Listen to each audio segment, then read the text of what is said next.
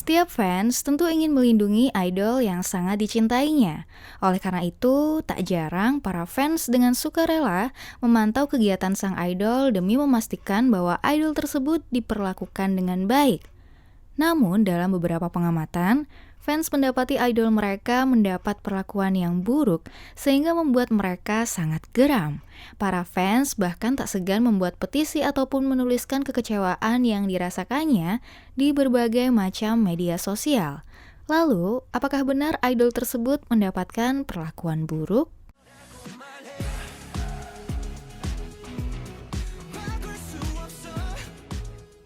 Salah satu fenomena yang baru-baru ini ramai diperbincangkan adalah dugaan adanya mistreatment yang dialami oleh anggota Seventeen, Dokyeom. Dugaan tersebut dimulai dari sebuah utas yang dibagikan oleh akun Twitter @dk_thinker. Di sana dituliskan beberapa poin yang menunjukkan bahwa anggota Seventeen tersebut mendapatkan mistreatment. Poin pertama menuliskan bahwa Pledis Entertainment sebagai agensi yang menaungi Seventeen tidak mempromosikan akun Instagram milik Dokyeom di platform Facebook mereka. Padahal mereka mempromosikan akun media sosial yang dirilis oleh setiap member.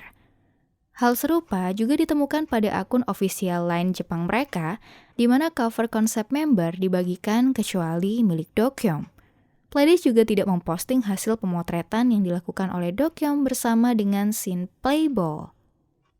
Bahkan foto individu Dokyeom juga tidak ditemukan dalam perilisan Before Dawn photobook. Itu membuat fans sangat geram. Selain promosi yang sangat buruk, jadwal Dokyeom juga menjadi sesuatu yang disoroti oleh penggemar. Tahun 2019 lalu, Dokyeom memiliki jadwal yang sangat padat, bahkan harus membuatnya berlalu lalang ke luar negeri. Kepadatan jadwal tersebut bahkan hanya memiliki gap selama 1 hari. Dalam acara KCON, Dokyeom bahkan didapati bermasalah dengan suaranya.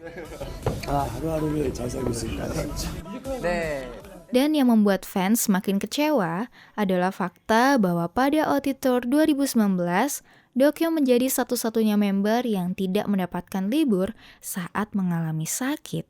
Tapi, ini bukan tuduhan mistreatment pertama yang dilayangkan pada Pledis. Sebelumnya, NU'EST juga diduga mendapatkan perilaku yang buruk. Fans menyoroti jadwal comeback NU'EST yang terbilang sangat jarang. Grup ini bahkan tidak mendapatkan perilisan merchandise akhir tahun seperti grup lain yang dinaungi Pledis. Dan yang paling parah adalah, grup ini harus mengikuti ajang pencarian bakat Produce 101 untuk menarik perhatian publik. Pledis berpendapat bahwa NU'EST bukanlah grup yang menghasilkan banyak keuntungan, sehingga promosi semacam itu memang menjadi opsi yang tepat. Selain Pledis, agensi papan atas SM Entertainment juga pernah mendapatkan tuduhan mistreatment. Pada tanggal 28 Juli 2019, saat NCT Dream melakukan promosi album V-Boom, fans mendapati Renjun kebingungan mencari mobil yang ditumpanginya. Saat itu kondisi tengah hujan dan Renjun nampak berjalan seorang diri tanpa membawa payung. Sontak, hal tersebut memancing kemarahan para Angel-Miss. Fans juga mengaitkan kejadian ini dengan tayangan V-Live yang menampakkan staf menghentikan pembicaraan Renjun saat ia menyebut nama Win-Win, member dari NCT 127. Setelah beberapa waktu, akhirnya Renjun mengklarifikasi kejadian tersebut. Menurut keterangan Renjun, saat itu yang terjadi bukanlah mistreatment, melainkan Renjun terlambat keluar dari gedung Inkigayo karena sempat melupakan earpod-nya dan harus mengambilnya kembali. Saat berjalan keluar, ia bingung karena mobil yang ditumpangi NCT Dream seringkali berganti. Dia mendapatkan telepon dari manajer hingga akhirnya menemukan di mana keberadaan mobil tersebut. Namun dugaan mistreatment yang dialami Renjun tidak berhenti hingga di situ saja. Fans kembali dibuat geram ketika relay cam Renjun tidak diupload di Dream Present. Selain itu, Renjun juga tidak mendapatkan spot foto individu dalam acara Mental Camp yang diselenggarakan oleh Kochowa. Kejadian semacam ini bukanlah yang pertama bagi para Angel-Miss. Sebelumnya, fans juga mendapati konsep foto Renjun berbeda dari yang lain saat NCT Dream berkolaborasi dengan Candy Lab. Kritik lain disampaikan langsung oleh artis yang berada di bawah naungan SM Entertainment, Suho EXO. Dia mengungkapkan kekecewaannya pada agensi saat agensi memutuskan untuk menekan budget dari MV video EXO. Sebelumnya, SM selalu totalitas dalam penggarapan video musik EXO, namun entah mengapa saat itu SM malah memutuskan untuk meminimalisir biaya pembuatan video. Suho juga keberatan dengan ruang yang didapatkan EXO dalam overseas tour. Bukan hanya Suho, Amber, former dari girl group FX, juga menceritakan kesulitan yang dialaminya selama berada dalam asuhan SM Entertainment. Dia harus mempercerah tone kulitnya demi memenuhi standar kecantikan yang telah ditetapkan. Dia juga harus menjalani diet ketat dan bahkan mengalami gangguan makan karena diet yang dijalaninya tersebut. Hal semacam itu bukan hanya dialami oleh Amber, ini adalah kasus umum yang terjadi pada setiap idol K-pop.